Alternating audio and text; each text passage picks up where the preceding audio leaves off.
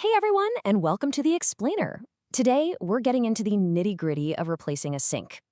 And look, whether you're completely overhauling your kitchen or just trying to breathe some life into a guest bath, picking out that shiny new fixture, yeah, that's really only half the battle. The actual installation details we're about to cover today are absolutely going to dictate whether your quick weekend project goes off without a hitch or literally turns into a leak-prone, incredibly expensive headache. Right off the bat, we've got to talk about a really common and honestly super expensive assumption homeowners make.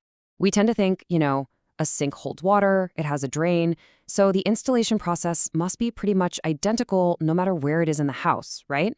Well, the data we're looking at today completely shatters that idea. It highlights that sure, the core plumbing components, your supply lines, your drains, your seals, they're fundamentally the same. But the real-world environments of those two rooms, they demand totally different approaches. The source material absolutely nails this. It tells us to treat the kitchen versus bathroom debate not as some marketing label on a box, but as a hardcore physical checklist of differences. So to make sure you're planning properly, we've mapped this explainer out into a 5-point checklist pitting kitchen requirements right up against bathroom requirements. We are going to cover the installation myth, mounting methods, drain alignment, moisture management, and lastly, how to know when it's time to just call in a professional. All right, Section 1, the sink installation myth. Let's break down this false assumption. Look at the totally different lives these sinks lead. In the kitchen, your sink is typically hooked up to a much deeper, far more robust drain setup. And it has to be. It's dealing with heavy cast iron pots, food scraps, and just constant heavy use. But the bathroom sink? Entirely different beast. We're usually talking about smaller basins where the whole installation is dictated by really tight vanity spaces. Your focus shifts entirely to making it fit within specific cabinetry and managing minor splashes. These basic usage differences dictate everything from how deep the basin is to how much you'll need to hack up your existing plumbing. Moving right along to Section 2, form, function, and mounting. Basically, how these sinks actually fit into their spaces. It's honestly like night and day here. When you're in a kitchen, you are almost always dealing with a solid stretch of countertop, right?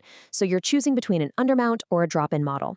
But step into the bathroom and suddenly you're wrestling with tight, enclosed wooden vanities, or you're dealing with completely exposed plumbing styles, like those trendy vessel sinks sitting right on top of the counter, or basins mounted directly to the wall. So in the kitchen, it's all about wrestling that heavy basin. If you're doing an undermount, your absolute top priority is insanely strong fastening underneath, plus a bulletproof seal to keep water from seeping in and rotting out your expensive countertops. If you're going with a drop-in model instead, the focus shifts. You really have to maintain a perfectly watertight connection using that trim flange and a solid gasket or caulk line right around the rim. But switch over to the bathroom and the game completely changes. Installing a vessel or a wall-mounted sink demands incredibly precise measurements. I mean, because the sink is either sitting way up high on the counter or hanging directly off the drywall, the height has to be absolutely perfect for daily use. And here's the kicker. Because the plumbing is usually exposed with these styles, you've got to make sure your supply routing and those fancy drain assemblies visually match the sink itself. It's really as much about aesthetics as it is about function. Okay, Section 3, the drain alignment hurdle, aka the #1 reason your quick Saturday project ruins your whole weekend. Pay close attention here because before we go any further, we need to define a term you absolutely must know. The rough-in.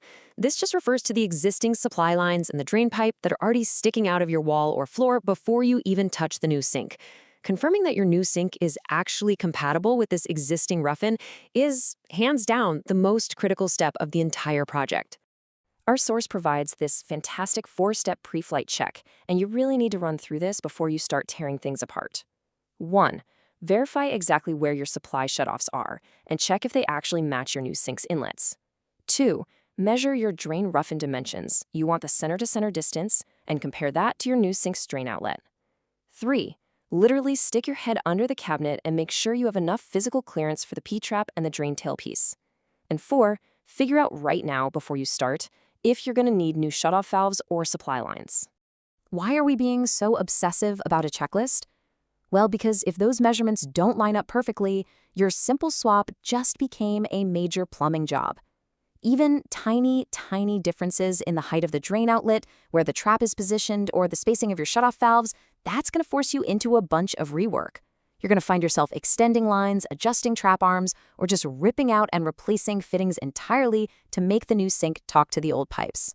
Which brings us to Section 4, managing splash and moisture and the completely different types of water damage you're going to face. Obviously, both rooms need a solid seal, but the why behind it is totally different. The kitchen is basically a war zone. It takes aggressive, direct hits, high splash volumes, clinging grease residue, and just massive, frequent dumps of water. So you need incredibly tough gaskets and thick caulk lines. The bathroom, though? That's a stealth battle. It fights high ambient humidity from your shower. If your seal around a bathroom vanity is even slightly compromised, that sneaky, pervasive moisture spreads incredibly fast through the cabinet wood, causing quiet, hidden rot before you even know it's there. The golden rule for fighting off both types of moisture is actually pretty straightforward. Follow the manufacturer's instructions to the letter regarding what type of caulk to use and exactly where to place your gaskets. I know it's so tempting to just glob on a whole tube of extra silicone to be safe, but oversealing can actually cause just as many headaches as undersealing. It can block proper drainage or make future repairs a total nightmare. Just stick to the specific, compatible sealant meant for that exact wet area. Finally, Section 5, when to call a pro and recognizing the true limits of DIY. There are some massive red flags from our source that you should never ignore.